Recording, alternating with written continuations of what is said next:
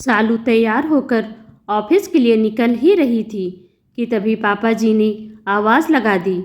सालू, इधर आओ बेटा, मुझे तुमसे कुछ ज़रूरी बात करनी है।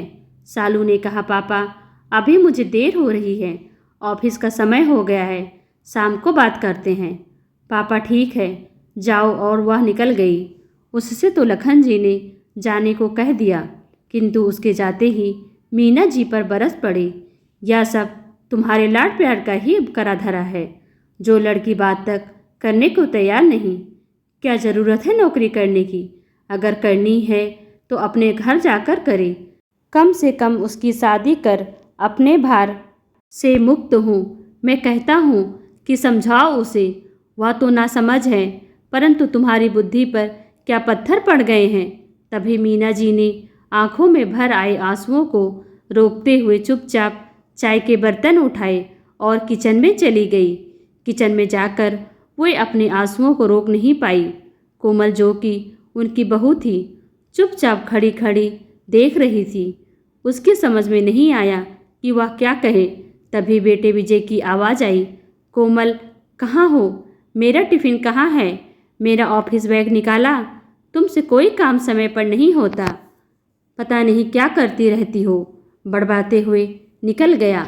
निया आंखों में आंसू लिए उसे जाते देखती रही। शाम को चाय पीने के बाद लखन जी बहुत बेचैनी से सालू के आने का इंतजार कर रहे थे। तभी फ़ोन पर बात करते हुए सालू ने घर में प्रवेश किया। सालू, अब समय है? लखन जी की आवाज़ गूंजी।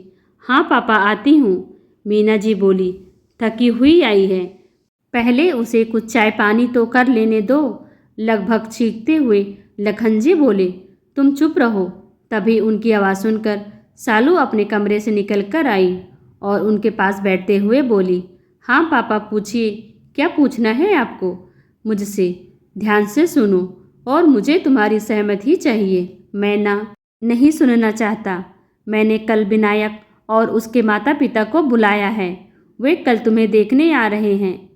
हर हाल में यह रिश्ता करना चाहता हूँ, क्योंकि परिवार और लड़का मुझे उपयुक्त लगे और मैं तुमसे केवल हाँ ही सुनना चाहता हूँ, ताकि शादी कर अपनी जिम्मेदारी से मुक्त हो जाऊँ। सालू बोली, पापा, जब आप सारा निर्णय ले चुके हैं तो फिर मेरे से क्या पूछना है? आपने तो मुझे बोलने का हक भी नहीं दिया कि मैं अपने जीवन में इतने अहम फैसले के बारे में सोच भी सकूं। पापा, क्या तुम इतनी बड़ी और समझदार हो गई हो कि मेरे जीवन के अनुभव तुम्हारे सामने बेकार हैं? नहीं पापा, मैं ये नहीं कह रही, किंतु मुझे भी अपनी बात रखने का मौका दे। विजय भी ऑफिस से आ गया और वह भी वहीं बैठ गया। कोमल सबके लिए चाय बनाकर वहीं ले आई और एक तरफ खड़ी हो गई, क्योंकि ससुर सामने के सामने उससे बैठने की अनुमति नहीं थी। सालू ने बातों का सिरा पकड़ते हुए बात शुरू की, पापा, मैं बस इतना कहना चाहती हूँ कि मैं अभी शादी नहीं करना चाहती, कारण मेरे भी अपने कुछ अरमान हैं, इच्छाएं हैं, जिन्हें मैं पूरा करना चाहती हूँ। मैं अपने पैरों पर खड़ी होकर आत्मनिर्भर बनना चाहती हूँ, ताकि मुझे ये ना सुना पाए कि तुम्हें खाना कपड़ा देता हूँ, सिर पर छत मेरे कारण है। पापा, तू ये कैसी बातें कर रही है? अपने शौक अरमान सब जाकर अपने पति के घर पूरे करना। यदि पति और सास ससुर अनुमति दे तो, और यदि उन्होंने अनुमति नहीं दी तो कब और कैसे करूँगी? ये सब फिजूल की बातें हैं। ग्रेजुएशन कर लिया, शादी ब्याह कर अपनी गृहस्थी में रम जाओ। औरतों को यही शोभा देता है, हाँ यही शोभा देता है कि जिंदगी भर अपनी स्वतंत्रता दूसरों की इच्छा पर गिरवी रख दो और फिर जैसा वो नाच नचाएं नाचो। हर बात के लिए ताने उलाहने सुनो, और यदि तकलीफ होने पर रोने का मन करे तो उसकी भी आज़ादी नहीं। घुट घुट कर सास ससुर पति बच्चों की तीमारदारों में अपने अस्तित्व को ही भुला दो। क्या तेरी माँ नहीं है? उसे क्या कमी है? खाना कपड़ा मकान क्या नहीं मिलता उसे? मैं माँ की तरह महान नहीं हूँ, न मैं उनका जीवन जी सकती हूँ जहाँ परिवार में अपना गम भी हल्का करने की स्वतंत्रता न हो। ऐसा मजबूत कंधा न मिले जिस पर सर रखकर अपने आंसू बहा सके। पापा ने कहा, बहुत बड़ी हो गई है, बड़ी बड़ी बातें करने लगी है। कहाँ से सीखती है यह सब? कहीं तेरी माँ तो तुझे यह सब नहीं सिखाती? पापा जोर से सालू पर चिल्ला पड़े। माँ को बीच में ना लाएं। यह सब मैंने सीखा है आपके माँ के प्रति व्यवहार से। जब छोटी थी तो नहीं समझती थी। माँ को रातों में रोते देख सोचती थी उनके कहीं दर्द हो रहा है। मैं पूछती थी, माँ क्यों रो रही हो, दवा ला दूँ? तब मेरी बाल सुलभ बातें सुनकर माँ हंस पड़ती। आंखों में आंसू, ओठों पर मुस्कान, यही थी उनकी पहचान। फिर जैसे जैसे मैं बड़ी होती गई, कुछ कुछ बातें मेरी समझ में आने लगी। मैं देखती थी कि माँ सुबह से देर रात तक काम करने में लगी रहती, फिर भी कोई उनसे या नहीं पूछता कि उन्होंने खाना खाया या नहीं, उन्हें कोई तकलीफ है क्या। दादा दादू, चाचू बुआ और आप सब भी उन पर ऐसे सवार रहते कि यह नहीं किया, वह नहीं किया। हर समय जलीकटी सुनाना, ताने उलाहना मारना, नानू के घर को लेकर कभी उल्टा सीधा बोलना। और अब जब मैं पूरी तरह सब समझ गई हूँ तो कम से कम मैं तो ऐसा नहीं कर सकती। आपने कब अच्छा पति बन माँ का साथ निभाया? अपने माता पिता, भाई बहन के कहे अनुसार ही आपने भी उन्हें अपमानित किया। अपना घर, माता पिता, भाई बहन सबको छोड़कर आपका हाथ पकड़कर आपके भरोसे इस घर में आई थी। क्या सपोर्ट दिया आपने माँ को? क्या कभी आपने माँ से पूछा कि क्या चाहती हैं, उन्हें क्या अच्छा लगता है? खाने की स्वतंत्रता नहीं, पहनने की नहीं, कहीं आने जाने की नहीं, सिर्फ सबकी इच्छाएं अनुसार लट्टू से घूमती रही। उनका अपना अस्तित्व ही खत्म हो गया। वह केवल मिसेज लखन, किसी की बहू, किसी की भाभी और अपने बच्चों की माँ थी। वो खुद कौन थी, क्या थी, पता नहीं। अब पापा कुछ संपत स्वर में, तू कब से इतना सोच रही है? मैंने जब से होश संभाला है माँ को रोते ही देखा है। याद है आपको, एक बार नानी की तबीयत खराब थी, तब आपने उन्हें यह कहकर, मेरी माँ की भी तबीयत ठीक नहीं है, चुपचाप उनकी सेवा करो, मायका जाने का भूल कर भी नाम नहीं लेना। माँ कितना रोई थी, कितना गिड़गिड़ाई थी कि एक बार मुझे माँ से मिल लेने दो, किंतु आपने नहीं जाने दिया। चौथे दिन नानी माँ से मिले बिना ही स्वर्ग सिधार गई। क्या यह अन्याय नहीं था? वे पत्नी हैं, आपकी बंधुआ मजदूर नहीं, जो उनके आने जाने से काम की परेशानी होगी, इस कारण वो अपनों से भी नहीं मिल सकती। मुझे याद है माँ नानी का फोटो देख देख कर चुपके चुपके रोती रहती थी। उन्हें कोई सांत्वना भी देने वाला नहीं था इस घर में। पापा, सब कुछ मैंने देखा है, आपको याद नहीं होगा। एक बार जब चाचू अपने परिवार के साथ आए थे तो आप कितनी चीज़ें बाजार से लाए थे, माँ से कैसे उनकी खातिरदारी करवाई थी। घंटों वे रसोई में जाने क्या क्या बनाती रहती थी।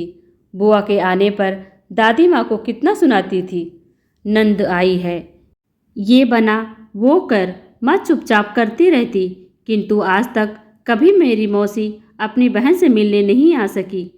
कुछ मुझे याद है, एक बार जब मामा आए थे, वे कितना लेकर आए थे पूरे परिवार के लिए, कपड़े, माँ के लिए अंगूठी, फल, मिठाई। फिर भी आपने उनसे सीधे मुंह बात नहीं की। क्यों पापा, क्या मैं गलत कह रही हूँ? बताइए, क्या ये सब माँ को बुरा नहीं लगता होगा?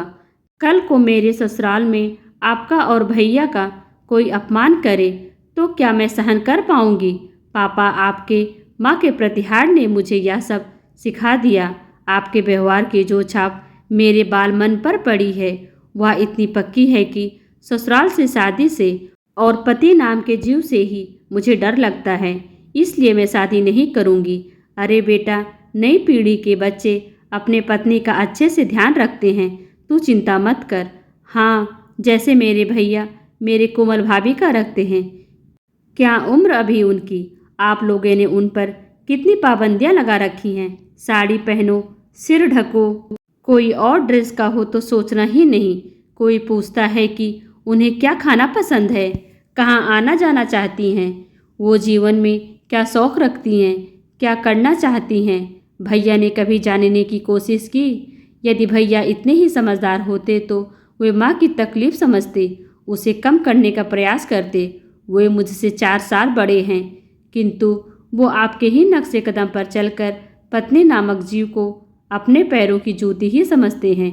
माँ की स्थिति में और भाभी की स्थिति में क्या अंतर है, सिवाय इसके कि दादी की तरह माँ उन्हें परेशान नहीं करती, सो वह कमी आप पूरी करते हैं। माँ के साथ की सिम्मी आंटी, सोना आंटी, वो भी सब कितना खुश रहती हैं। वो भी आपके ज़माने के हैं। अब भैया की शर्मिंदा होने की बारी थी। बाप बेटे अपने व्यवहार के कारण बंगले झाँक रहे थे। शब्द उनके मुंह से नहीं फूट रहे थे। आज बेटी ने उन्हें सच का आईना जो दिखा दिया था। पापा, मैं स्वतंत्रता के अवज कोई सुख नहीं चाहती थी। मेरी कुछ शर्तें हैं जो कल आप पहले विनायक और उसके परिवार वालों से पूछ लेना। यदि उन्हें मंजूर हो तो मैं शादी के लिए तैयार हूँ। मैं अपनी इच्छा, अपने अरमान पूरे करूँगी, नौकरी करूँगी। मुझे मेरे मायके के नाम पर न तो कोई उलाहना देगा और न आप लोगों से मिलने से कोई रोकेगा। जब इच्छा होगी मैं आप लोगों से मिलूँगी। मेरे मायके वालों का परिवार में उतना ही सम्मान होगा जितना उसके परिवार वालों का। मेरे पहनने, खाने, आने जाने पर कोई रोक टोक नहीं होगी। जैसे मैं रहना चाहूँगी रहूँगी। यदि उन्हें यह सब मंजूर है तो ही बात आगे बढ़ेगी, नहीं तो मैं जीवन में उस सुपात्र का इंतजार करूँगी जो मुझे, मेरी भावनाओं को समझेगा, मेरा साथ कदम कदम पर देगा, जो मुझे केवल अवैतनिक कर्मचारी 24 घंटे 365 दिन की ना समझ, वास्तव में मेरे सुख दुख का साथी होगा। मेरा पति होने के साथ साथ वह मेरा दोस्त भी होगा, जिससे मैं बिना डरे बिना झिझके अपने मन की बात कर सकूं। जब मुझे ऐसा साथी मिलेगा तब मैं आपकी अनुमति से उससे शादी कर लूँगी। आप मेरी चिंता छोड़ दें। पापा और भाई अपनी करनी पर सिर झुकाए निरुत्तर थे और सालू उठकर अपने कमरे में चली गई। दूसरे दिन से सालू को घर में पापा और भैया के व्यवहार में बदलाव नजर आया। मीना जी को अपनी बेटी पर गर्व था। उनकी बेटी को उनकी तरह घुट घुट कर जिंदगी नहीं गुजारनी पड़ेगी। दोस्तों, आपको यह कहानी कैसी लगी कमेंट कर हमें ज़रूर बताएं। वीडियो को लाइक कर चैनल को सब्सक्राइब करना बिल्कुल भी ना भूलें। Thanks for watching.